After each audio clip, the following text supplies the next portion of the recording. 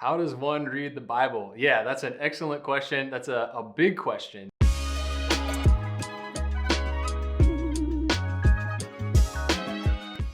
The Bible has always been a very communal document.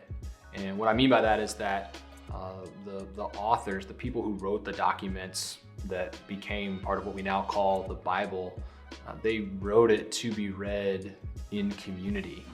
And it was only pretty recently in the history of the church that it was even possible to do anything but read the Bible in community.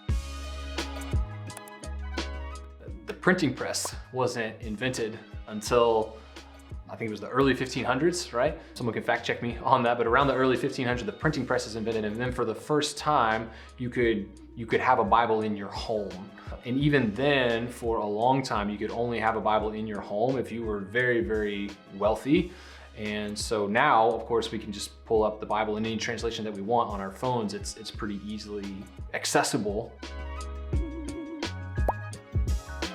And that's important because when we engage with Scripture, we are not meant to do so alone. Now, sometimes we can read the Scripture on our own in private, but our engagement with Scripture should still be shaped by the conversations that we've had with others about Scripture.